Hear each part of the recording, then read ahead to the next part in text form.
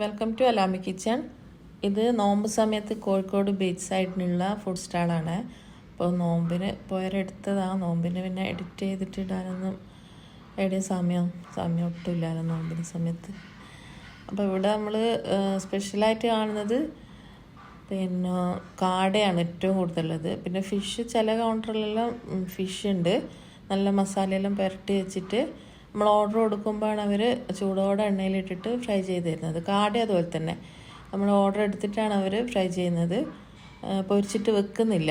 അപ്പോൾ ചൂടോട് കൂടിയിട്ട് തന്നെ കഴിക്കുന്നതാണ്, നല്ല ടേസ്റ്റ് ഉണ്ട്. പിന്നെ കണ്ണൂർ കച്ചിൻ്റെ ഒരു സ്റ്റാളുണ്ട്. അവിടുത്തെ കച്ച് നമ്മളെ കണ്ണൂർ കച്ചുമായിട്ടൊരു ബന്ധമില്ല, ഒരു ടേസ്റ്റും ഇല്ല, വെറുതെ പൈസ കളഞ്ഞ്. ഐസ്ക്രീം റോൾ ഉണ്ടായിരുന്നു, അത് കുറേ ഫ്ലേവറിലുണ്ട്, അത് കുട്ടികൾക്കെല്ലാം നന്നായിട്ട് ഇഷ്ടപ്പെട്ടിന്.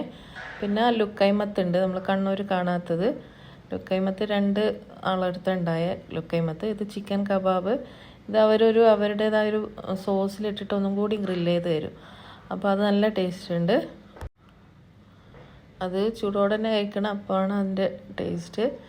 പിന്നെ സ്വീറ്റ് കോണിൻ്റെ ഇഷ്ടംപോലെ വണ്ടികൾ, ചെറിയ ചെറിയ നമ്മൾ സൈക്കിളെല്ലാം പോലെ ഉന്തിക്കൊണ്ടുപോകാൻ പറ്റുന്ന ഇഷ്ടംപോലെ വണ്ടിയുണ്ട് സ്വീറ്റ് കോണിൻ്റെ. നല്ലൊരു ഐഡിയ ആണത്. അപ്പോൾ എവിടെ വേണമെങ്കിൽ നമുക്ക് പാർക്ക് ചെയ്യാം, അങ്ങോട്ടും ഇങ്ങോട്ടും എല്ലാം ഉന്തിക്കൊണ്ടുപോകാം.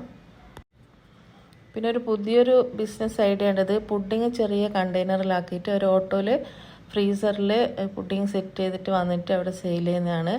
അത് ഇഷ്ടം പോലെ കസ്റ്റമർ ഉണ്ടായിരുന്നു. അതിന് നല്ലൊരു ബിസിനസ് ഐഡിയ ആയിട്ടാണ് തോന്നിയത്. അപ്പോൾ നമ്മൾ പോകുമ്പോഴത്തേക്ക് എല്ലാ ഫ്ലേവറും കഴിഞ്ഞ് ലാസ്റ്റ് ബട്ടർ സ്കോച്ചാണ് കിട്ടിയത്. അത് കുഴപ്പമില്ല. ഒരു കണ്ടെയ്നറിൽ 30 രൂപയാണ് ചാർജ്. ഈ ഒരു ചെറിയ കണ്ടെയ്നറിലാണ് വരുന്നത്. ആൾക്കാരിൽ ഇഷ്ടം പോലെ ഉണ്ട്. പിന്നെ രാത്രി 2-3 മണി വരെയെല്ലാം കോഴിക്കോട് ബീച്ചിൽ ഫുൾ ഓണാണ്. കുറച്ച് വീഡിയോസ് എടുത്തിട്ടുള്ളൂ. അപ്പോൾ ഇത്രയേ ഉള്ളൂ. വീഡിയോ ഇഷ്ടമായാൽ സപ്പോർട്ട് ചെയ്യുക.